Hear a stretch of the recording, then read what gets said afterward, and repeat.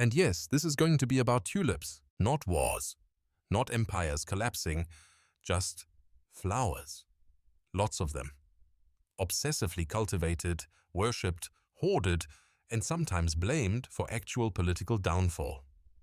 You probably won't survive this level of excitement.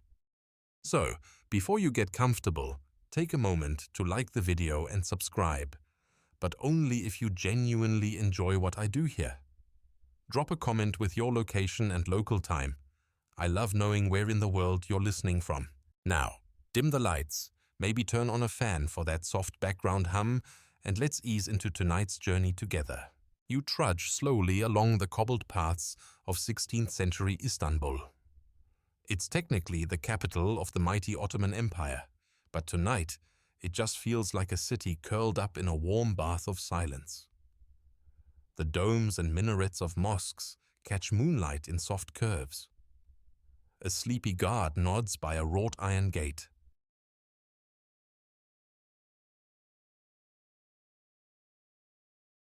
Inside, behind those gates, the Sultan sleeps, or pretends to. You imagine him tossing gently under silk covers, embroidered with golden vines, worrying not about taxes or treaties, but about a stubborn tulip bulb that still hasn't bloomed. You wouldn't think this flower had enough drama for an entire chapter in history, but oh, you'd be so wrong. Before tulips ever made headlines, before they were printed on curtains or tattooed on tourists, they were just an obscure little plant poking through the rocky soil of Central Asia. Somewhere near the Tian Shan Mountains, these wild tulips, short, squat, no-nonsense little things, fluttered unnoticed. They weren't prized. They weren't even particularly friendly looking. But they were tough, survivors.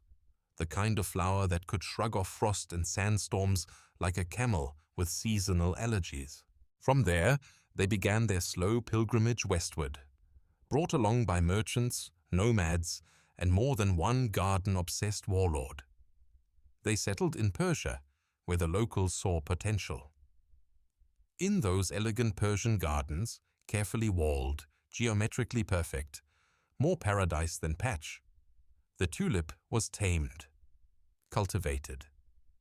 It became a quiet object of meditation, its tightly folded petals symbolizing the soul's inward turn.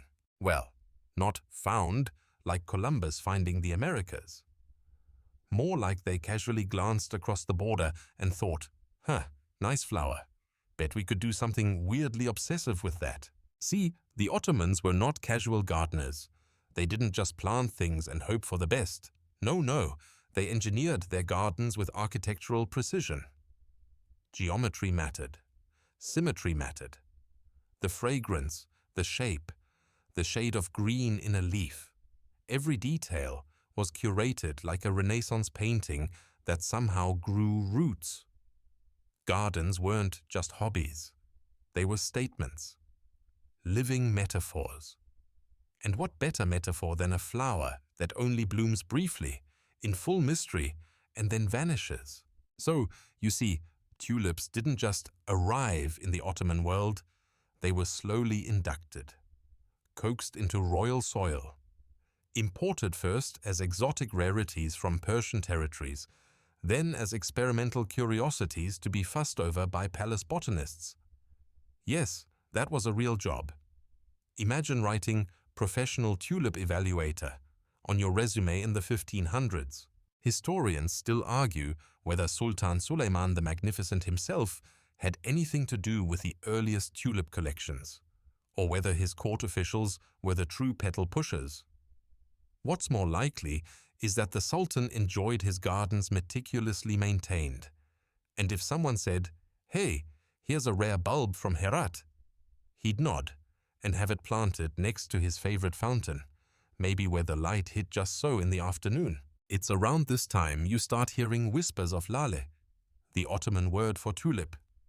It rolls off the tongue like a sigh. Lale. Soft, symmetrical, almost palindromic. The calligraphers loved it. The poets adored it. The word itself looked good on paper. especially in Arabic script, where its looping letters hinted at hidden meanings.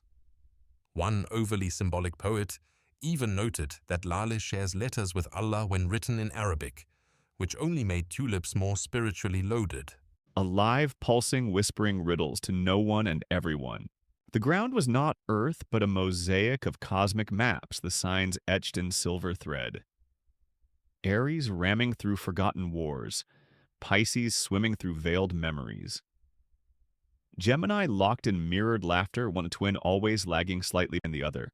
The stalls were strange and shrouded draped in velvets that shimmered like oil on water. Their keepers wore no faces, only symbols. Some glowed faintly on their chests, others flickered in the air behind them, like a memory-resisting form. I did not speak, not at first. Here language felt heavy like iron. Everyone spoke in signs gestures wrapped in implication, look as if it had waited too long to be found. Beyond it, a staircase coiled like a serpent, each step humming with faint starlight, as though carved from pieces of night sky. I descended. With each turn, the air thickened, perfumed with incense, ink, and something older like parchment dust, soaked in prophecy. At the bottom, the world opened like a forgotten theater.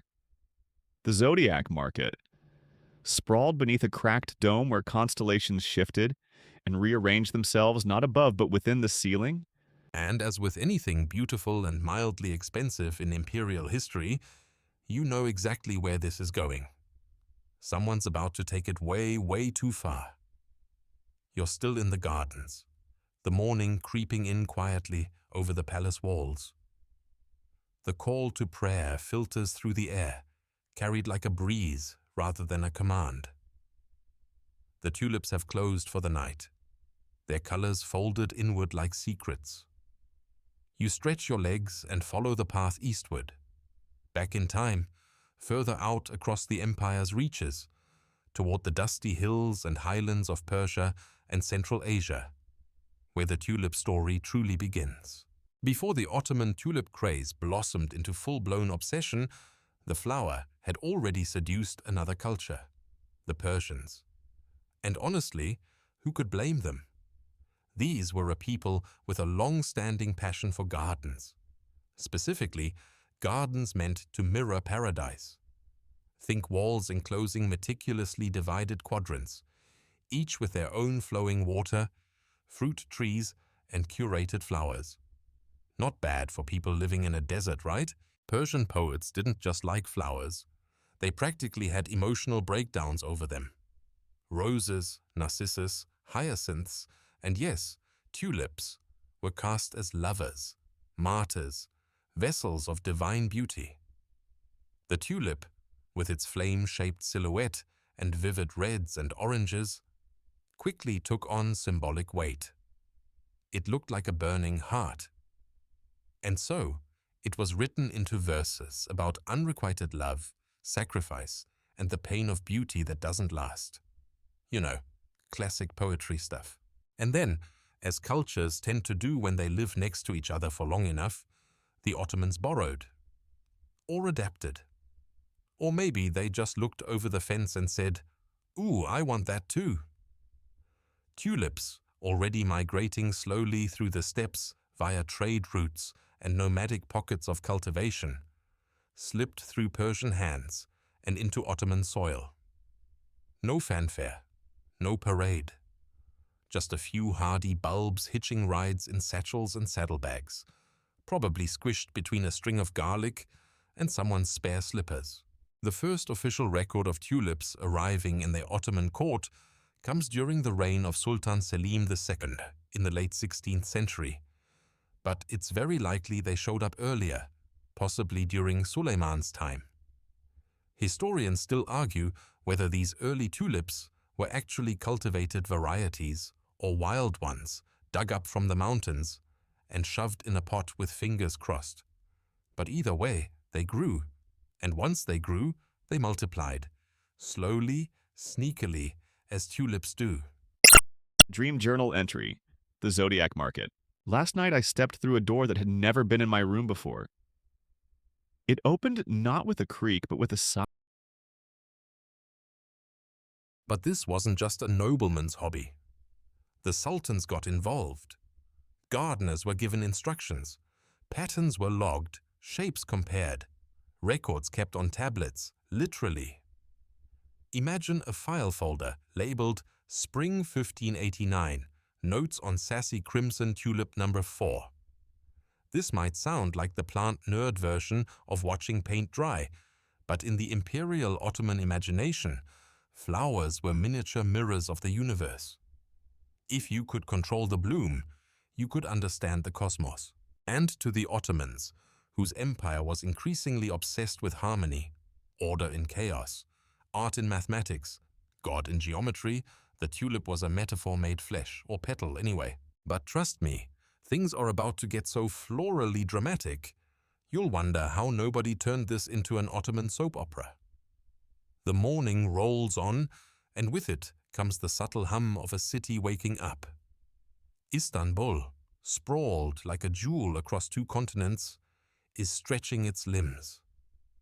Vendors shuffle into place. Cats, eternal rulers of the Ottoman streets, begin their silent patrols. And within the palace gardens, the tulips stand straighter now, warmed by the rising sun. You make your way back into the maze of manicured hedges, each corner revealing another angle of floral perfection. The tulips are no longer hidden gems from Persian travelers. They're status symbols. Botanical bling, and the race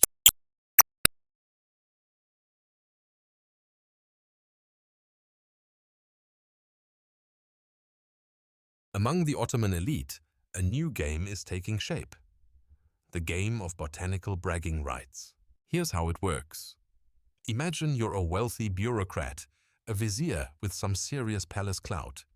You've already got the silk robes, the calligrapher on speed dial, the private hammam. But then your neighbor, that smug military commander with the suspiciously shiny beard, unveils a tulip that no one's seen before. It's narrow, like a dagger, petals sharp as a cat's ear, and the color? Somewhere between pomegranate and dragon's blood. You commission a team of gardeners and say, "Find me one rarer." Suddenly, you're competing in what can only be described as the 16th century Ottoman version of Pokémon.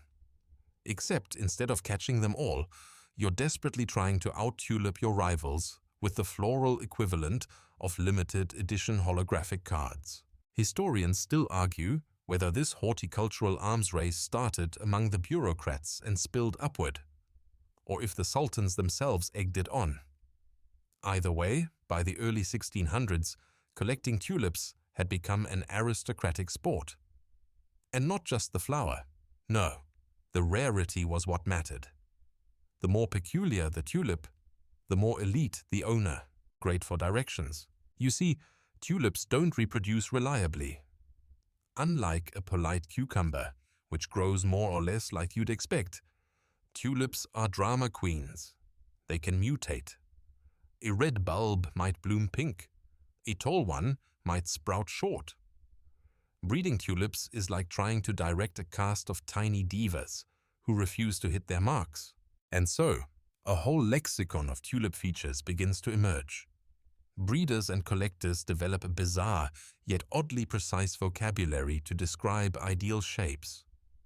There's the dagger tip, the serrated edge, the lantern stem. You overhear 2 officials in feathered turbans arguing over whether a particular bloom leans too far left to be considered noble. It's like a reality TV judging panel, but with more poetry. The tulip becomes more than a flower. It's a mirror of its owner's soul. You grow a bold, flared yellow tulip. You must be a generous, sunny personality. You favor the black-edged crimson bloom, a dramatic flair with a hint of mystery. Garden gossip becomes a whole genre. Rumors swirl that one pasha bribed a gardener to sabotage a rival's bulb by accidentally watering it with salty water. The competition even leaks into marriages. Brides from wealthy families are gifted rare tulips in their wedding chests. Forget diamonds.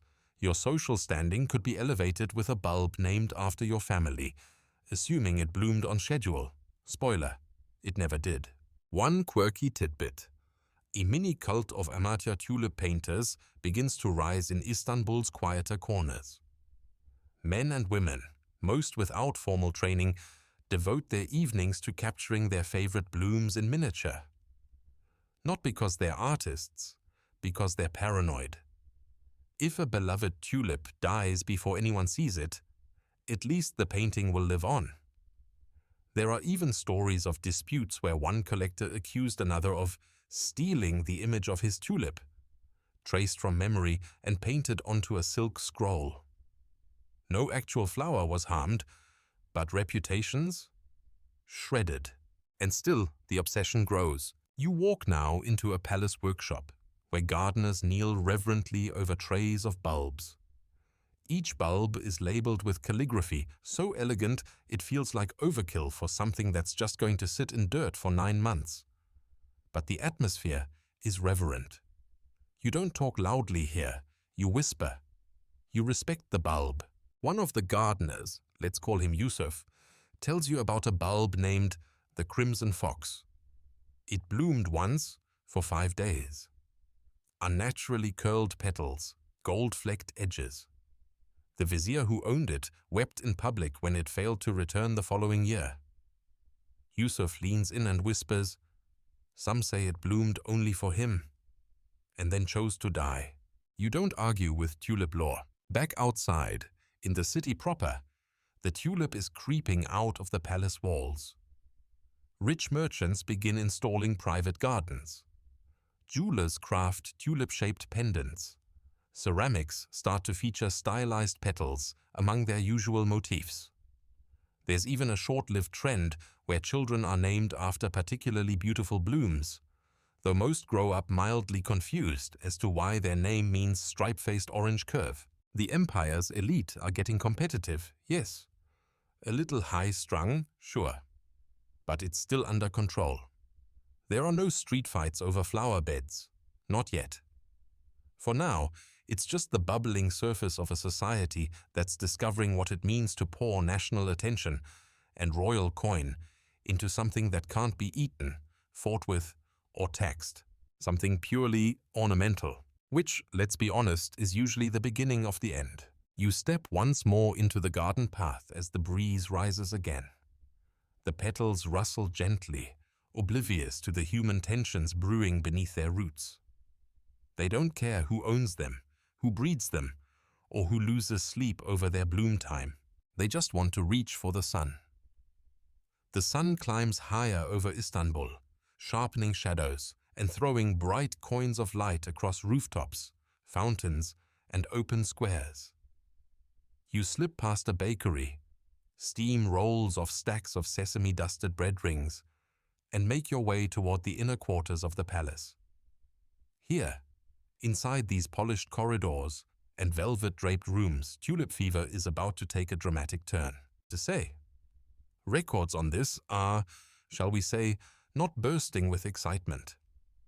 But when every document you write is expected to be elegant enough to be framed, you tend to become a little obsessive about bristle symmetry. Ahmed III takes the throne in 1703, and the timing couldn't be juicier. The empire's military ambitions have cooled for now. There's money flowing, at least for the upper classes. People are tired of war. They want music, art, pleasure, and apparently bulbous blooms. And Sultan Ahmed? He's not here to disappoint. Let's be clear. Ahmed isn't a tulip guy the way a bored retiree might be. He's not pottering around with a spade and a sun hat. He is the patron of tulip culture, the Beyoncé to its destiny's child. Under his rule, the flower becomes more than a status symbol. It becomes a national aesthetic. One such party, recorded in a courtier's diary, describes guests being ferried around a garden lake in tulip-shaped boats while being serenaded by flutists perched in the trees. Was it a logistical nightmare? Probably. Was it extra? Absolutely. But it captured something essential about Ahmed's court, a belief in cultivated, orchestrated beauty. Historians still argue whether Ahmed's tulip obsession was a distraction from more pressing imperial issues or a deliberate political strategy. Maybe both. After all, it's hard to worry about border skirmishes when you're drinking rose sherbet beneath a pergola strung with lanterns shaped like flower buds. And while all this tulip-themed extravagance is going on, something more curious starts to emerge: the creation of official tulip registries. That's right. Some poor scribe is now tasked with recording and categorizing tulip varieties as if they were members of the nobility. You peer over his shoulder. The pages are lined with names like Light of the Moon, Shy Bride, Silver Lance, and Rooster's Blood. A quirky tidbit here. One of the most sought-after tulips during Ahmed's reign is called Nizami. It has impossibly thin petals and a coloring so dark red it's nearly black. Basically, the goth queen of the tulip world. Rumor has it that Ahmed ordered a pavilion built just to house his favorite view of this particular flower. And yes, he allegedly visited it in full ceremonial garb, alone, to think, to breathe, to vibe. You meander into a pavilion now, the sound of a distant fountain trickling like slow applause. On every surface, tulip motifs, carved into doors, stitched into pillows, woven into rugs. Tulips in gold, tulips in cobalt blue, tulips floating between the calligraphy of poetry scrawled along the arches. It's not just flowers anymore. It's ideology. The tulip has come to symbolize something greater, a perfect blend of nature and control. Wild beauty shaped by human hands, delicate, fleeting, yet cultivated to near perfection. Kind of like Ahmed's version of empire. Of course, not everyone's on board. Out in the streets, beyond the tiled mosques and orderly palace lawns, regular citizens are starting to get restless. Prices are rising. Food is more expensive. Taxes are irritating, let's say. And there's a growing sense that while the Sultan's floating around on tulip boats, the people are paddling through a very different kind of economic garden. But you wouldn't know that in the court. Here, everything is still soft candlelight and powdered sugar and perfumes distilled from flower petals. The tulip has become the mascot of escapism. A dreamy veil over what's happening outside. You hear a court musician tuning a tanbur beneath a flowering arbor. A small group gathers, sipping something that smells suspiciously like fermented apricots. You overhear a poem being read aloud. It compares the curve of a tulip to the calligraphy of divine love. Another likens it to the crescent moon cradling the soul of a warrior. Meanwhile, outside the gilded garden gates, pamphlets begin to circulate. Handwritten, smuggled, whispered. Critics of the Sultan's spending habits. People muttering that while the elite collect flowers, the poor collect debts. And always those three whispered words: tulip, tulip, tulip.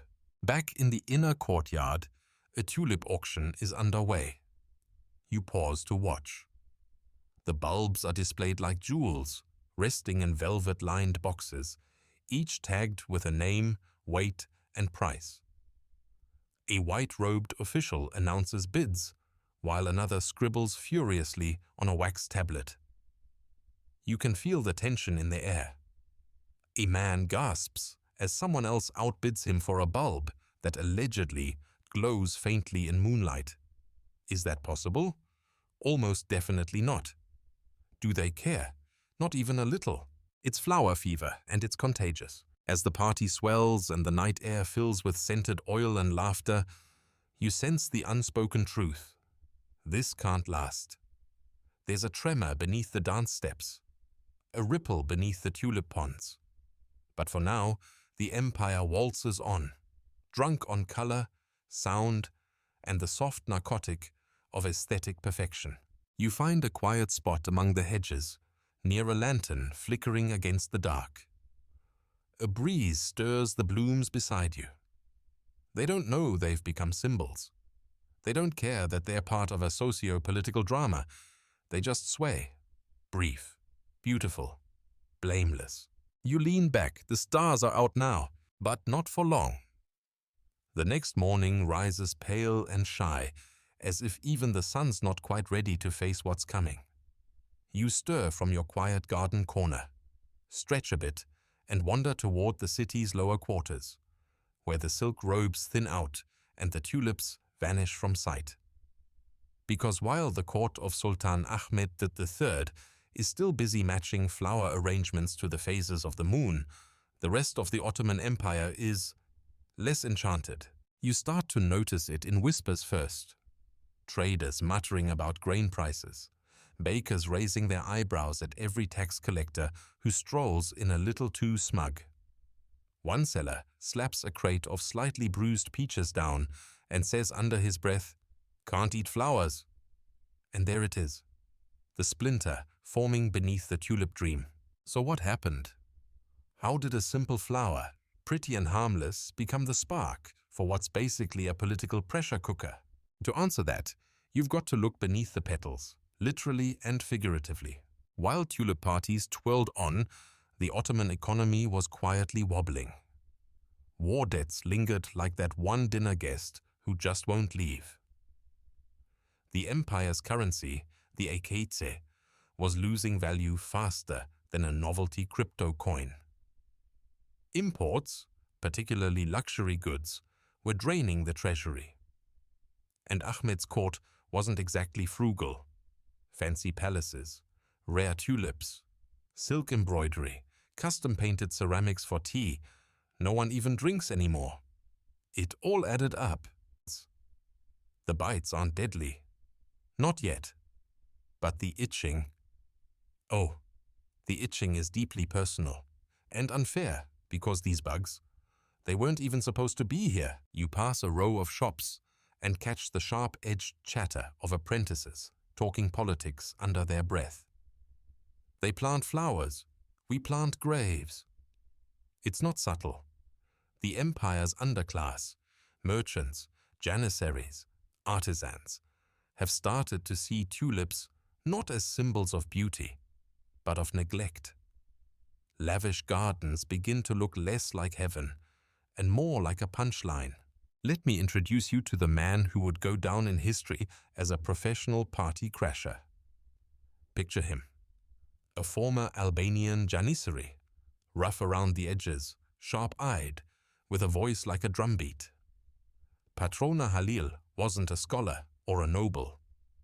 He wasn't invited to the tulip banquets. He didn't glide in silk. But he had opinions, and a city's worth of angry people ready to listen. You're walking the alleyways now, and you can feel the atmosphere shift. Tension thickens the air like dust. Posters, smuggled in through bathhouses and coffeehouses, begin to appear. They mock the Sultan's tulip mania. One, you're told, shows a gardener watering gold coins instead of bulbs. Another features Ahmed in a flower pot, blissfully unaware of the flames around him. Then, in 1730, the spark hits the dry grass. Patrona Halil leads a full-blown rebellion, one not sparked by foreign invaders or rival dynasties, but by flowers. Well, and taxes, and frustration, and years of feeling ignored while watching powdered nobles compose love poems to botany. But the tulip becomes the scapegoat, the stand-in, the last straw in a gilded bouquet. The uprising begins fast, furious, and surprisingly well coordinated. Halil's forces, including many disillusioned janissaries and tradesmen, storm through Istanbul. Palaces are ransacked, gardens torn up, bulbs are crushed beneath boots. No ceremony, no poetry, just a raw, grim stomp through the symbols of a decadent court. And yes, even some tulip registries are burned. Imagine centuries of careful floral documentation, gone in minutes. It's both tragic and, in a weird way, kind of symbolic. The empire's obsession with control and perfection turned to ash by those who never benefited from it.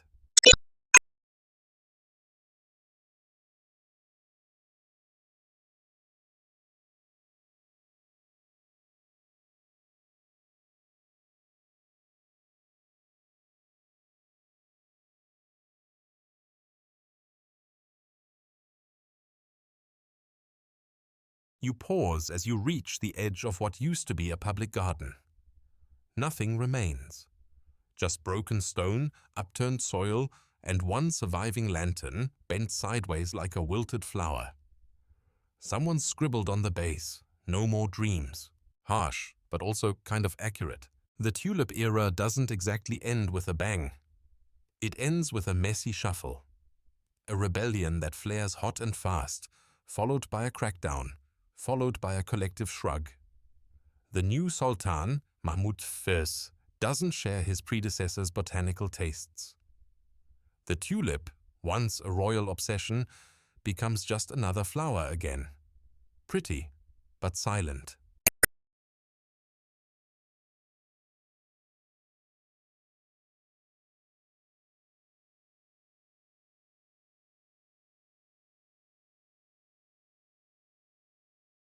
Some symbols are harder to uproot than you think. Were trained to detect the faintest trace of tax evasion by smell alone. They wore purple robes, carried lacquered tongs, and issued fines in the form of dried sea slugs. It was bureaucracy at its fishiest. The tulip, you realize, didn't just mirror the rise of aesthetic culture. It mirrored its fragility. Something so carefully curated, so dependent on conditions and patience, can't survive political firestorms. Not without becoming a target. And yet the story's not over. Not really. 19th century Hawaii, and yes, you're being hunted. Not by sharks or soldiers, but by something much smaller, sneakier, and entirely sleepless. Because even though the rebellion crushed the excesses of tulip culture and sent Ahmed III packing, the Ottoman Empire didn't suddenly purge the flower from its veins. Instead, the tulip morphed. From a royal indulgence into a nostalgic echo. From symbol of power to symbol of something more human. You stroll through a market again, this time a few years after the rebellion. It's quieter. The stalls are smaller, the people more subdued. But you notice something strange. A woven rug hanging from a hook, with tulips stitched into the pattern. Subtle, sure. Stylized, yes. But they're still there. And that's the thing. The tulip refuses to stay gone. Historians still argue whether this lingering motif was an act of resistance, remembrance, or just good design. But one thing's for sure. The empire's relationship with the tulip shifts from obsession to quiet reverence. It's no longer the centerpiece of public parades and tax-funded pleasure domes. Instead, it becomes something private, intimate. A motif on a teacup, a scribble in the margin of a poem, a memory folded into fabric. These were the painters who illustrated imperial manuscripts. Think jewel-toned scrolls of battle scenes, banquets, religious stories. But post-tulip era, they start slipping tulips into odd places. A flower blooming near a palace window. A tulip pattern faintly worked into a soldier's sleeve. Hidden messages? Maybe. Personal nostalgia? Definitely. You can almost hear one of them mutter, "I miss the parties, okay?" It's part of how you breathe. I didn't stay, I couldn't. I walked backward through the hallway of laughter and silence past the photos I remembered, but now noticed had corners missing. Past the light switch I used to pretend was a spaceship control panel. Back to the boy in the living room. He looked up at me. And for a moment we both existed together in that space between my parents still young, still trying. Caught in that endless loop of apology and exhaustion. They didn't see me. Or perhaps they did. Perhaps they always had. And maybe that's why the voices softened. My mother's silhouette turned toward me and tilted her head. My father's shoulders slumped like a balloon, finally letting go of its last bit of air. They both looked tired. Not the kind of tired that sleep fixes. The kind that settles in your bones and be in the room and watched him not ready to speak. Then from another room I heard it, the sound of arguing. Not loud, but sharp, familiar. Voices I loved. Voices that forgot how to be kind. I followed the noise down the hall. I knew what was coming. I knew the door that would be closed. I knew the words that would break and be swept under the couch with old crumbs and lost socks. But this time the door was open. Inside, two shadows flickered against the yellow lamplight, yet peeled. The curtains danced without wind. And there on the carpet was a boy. Me, but smaller, softer. Still believing that everything broken could be fixed with glue and a good nap. He didn't look at me, but I knew he knew. He was building a castle from shoeboxes and hope, and humming the tune I used to hum when I wanted the world to stop fighting. I stood at the edge screaming, but I also knew I wasn't entirely because I felt it, all of it. The smell of dust and oranges, the weight of a plastic toy sword in my hand, the sound of my father's voice before it turned quiet. I walked through the yard. The grass remembered my steps. Each blade leaned toward me as if hoping for one last game of tag. The porch creaked a welcome. The door swung open not from hinges but from memory itself. Inside the rooms were younger. The wallpaper had... And there's something else rising now. A gentle academic interest in what once was. You peek inside a quiet archive where a scholar is dusting off the remnants of the tulip registry, what little remains. He's clearly obsessed. You watch him hold up a brittle page with bulb names like Sigh of the Morning and Shadow Beneath the Curtain. He smiles to himself. Then, without thinking, he tucks a pressed tulip into his notebook. It crumbles slightly. He doesn't mind. Not my laughter now, but mine long ago. A sharp voice calling across a summer yard. A bicycle's wheel clicking over uneven stones. A dog barking in the distance. And the gentle, aching hum of something almost remembered. When I blinked, I stood outside the house I had once called home.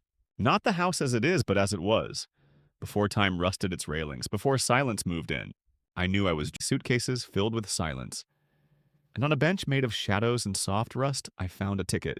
It wasn't addressed to anyone. No destination printed, no return. Only 2 words scrawled in charcoal ink. Go back! The moment I touched it, the station sighed. Not loudly. The kind of sigh a house makes when no one's lived in it for years. The air around me cracked like a film reel starting to spin.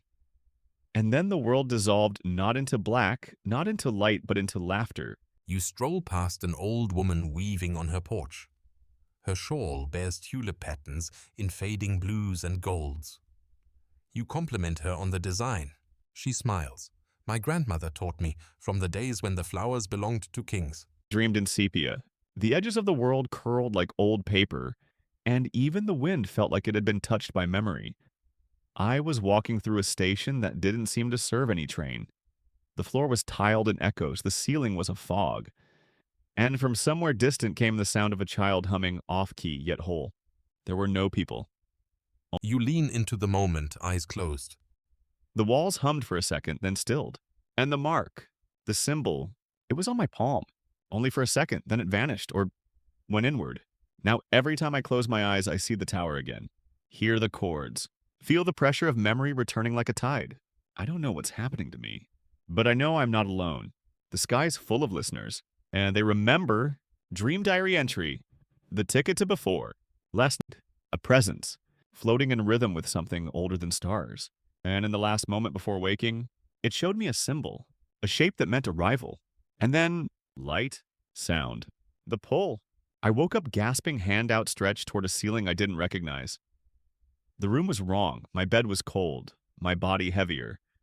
Even when the guests had been too polite to comment aloud. The king would go over them, make annotations, and sometimes underline entire courses in brown ink. His way of saying, let's not do this again. Central Asia. Wind-swept steppes, horses and poetry. Nomadic tribes who didn't build palaces, but who did admire beauty in the raw, untamed way only wanderers can. Tulips, wild ones, grew there freely. They dotted the foothills like confetti from nature's party. And for early Turkic peoples, they became signs, not of wealth, but of the seasons turning, of spring returning. of survival. You lean into the breeze and follow the path of the tulip across Persia. There, the flower is pulled into the folds of mystical poetry. It's no longer just a marker of spring, it's now a metaphor for love, for divine fire, for longing so intense it could burn a garden down. Persian poets compare the tulip's red to the blood of lovers. You can almost hear one now, mumbling through wine-soaked syllables.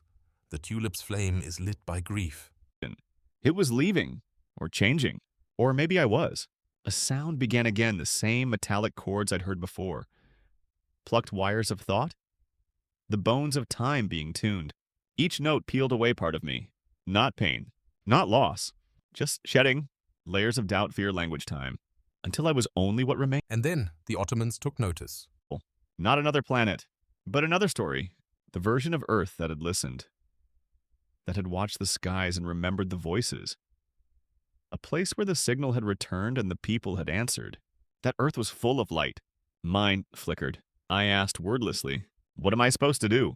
The answer came not as speech, but a sensation you are not meant to do. You are meant to remember, and in remembering to become. The tower began to tremble, not from weakness, from transition. I felt its memories like I feel breath. I saw entire histories unravel, stars burning out, not from age, but from decision. Planets folding themselves into silence. Creatures vanishing with purpose. And then I saw Earth again.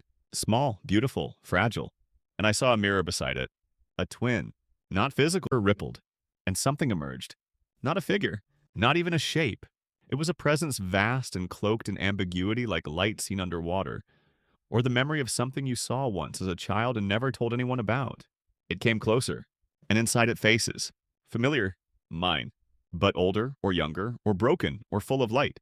Each one flickering like static between timelines. You are the signal and the receiver, the echo and the stone, the dreamer and the dreamed. I tried to reach out, but my hand passed through it, became part of it. Grew thicker, not in weight, but in density of meaning. Every motion I made was mirrored by something else, some other version of me walking on a parallel path cast in copper and smoke. I didn't look at them. I feared what I might recognize. Inside the tower, the world fell silent. And then a voice, but not sound, not language. An impression pressed into my mind. You have been heard. I shivered. You have not been chosen. The air throbbed. You have been remembered. I wanted to speak, to ask what that meant. But my mouth no longer made words, only symbols. Thoughts dripped out like ink in water, forming signs in the air that vanished the moment I tried to read them. And now, the details get technical, but oddly satisfying. Paths I had taken or might still take. In the distance stood a tower. No base, no support. Just a pillar of darkness suspended in midair, humming low like the bones of a forgotten god. Around it, lights pulsed white, gold, violet. Each rhythm familiar and alien at once. A door opened in its side, although I hadn't seen it close before. It was shaped like a question. I approached. Each step the air began inside the dream, or perhaps I never left. The air was darker now. The violet skies had deepened to a bruised indigo, thick with slow lightning that moved sideways. The arc overhead was gone. In its place, a ring of eyes vast and unmoving like eclipses frozen mid-blink.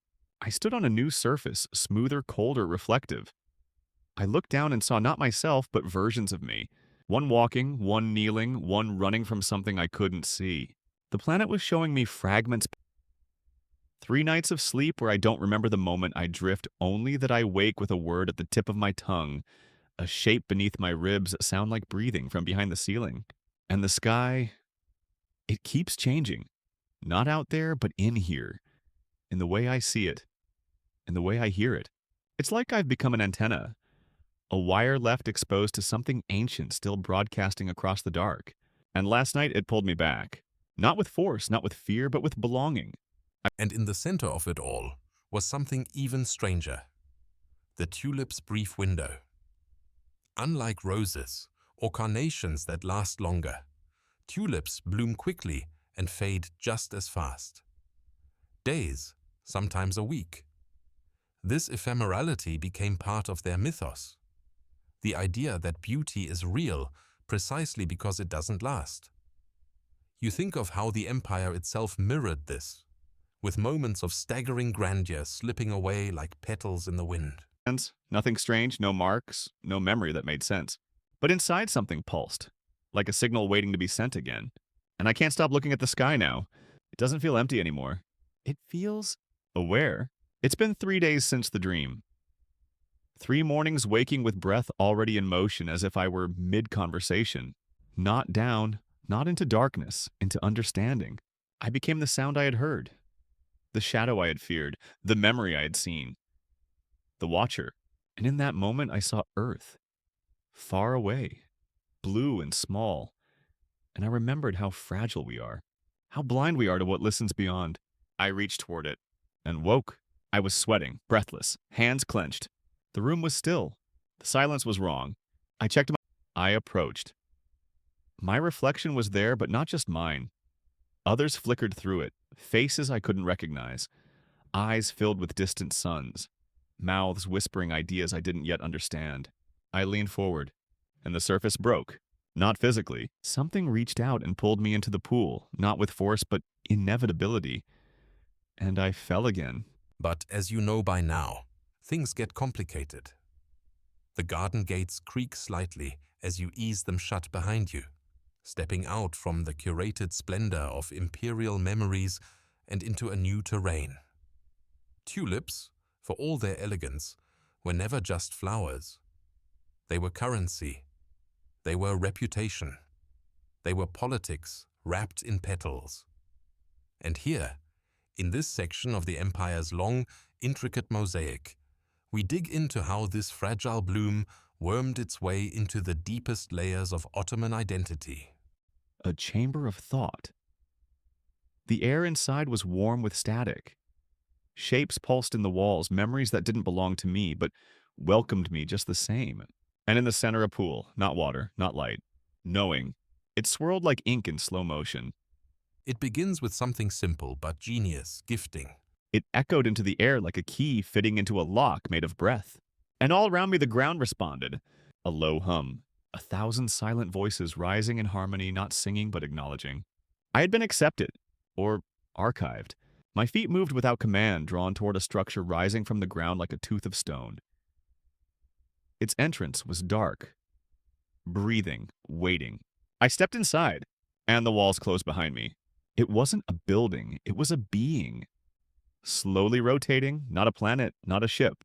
An eye. It looked at me. No, not at me, through me. As if it had always been looking, and now I'd finally noticed. It wasn't malevolent, it wasn't kind. It simply was. Like the ocean. Like time. It noticed me. And in that noticing, something inside me changed. I remembered a name I had never heard. A sound I had never made before escaped my throat. Departure. As if they had chosen to stop existing. All that remained was this world. A library of echoes. A sentinel. A question left unanswered. I opened my mouth to speak, but the words never came. Instead, the sky shifted and the arc of light dimmed, revealing something hidden within it, a shape too large to measure. Circular. With memory, suddenly I saw images flashes. Not dreams, not hallucinations. History, but not human history, not mine. These were moments torn from something older, colder, patient, and vast. I saw stars being born, moons cracking open like eggs, civilizations written in spirals, cities that breathed live decided, not made of stone but of ideas condensed into shape, and then silence, collapse, not destruction but... And that's the flip. In exporting tulips, the Ottomans also exported a piece of their identity. But here's the kicker. They never really gave away the full secret source. The Ottomans were deeply protective of their rarer bulbs. Certain colors and shapes were reserved for the palace. Breeders kept their methods secret, like alchemists guarding spells. And some gardens were literally restricted zones, entry allowed only by special decree. Tulips weren't just flowers. They were classified information. As you glide past the silhouette of one of these locked gardens, wrought iron fences now rusted, but still noble, you start to grasp just how much power was wrapped up in petals. Enormous was pressing against my heartbeat. Then inside my head, an idea that wasn't mine, a shape that didn't have a name. It wasn't language. It was intention. I wasn't being spoken to. I was being understood. I dropped to my knees without meaning to. The ground rose to meet me like a slow exhale. I said again louder, "Who are you?" And this time the planet answered, not with voice. But here's where things get ironic. My thoughts did. The sounds didn't travel toward me, they came through me. I paused, and I whispered without meaning to, "Is someone there?" And the world blinked. Not in light, in presence. Something shifted in the horizon. One of the towering structure's creature's monuments slowly bent toward me. I say bent, but nothing moved. It simply reoriented. As if it had always been watching, but only just decided to let me know. I felt the pressure first, in my chest, like something as if something massive breathed beneath it.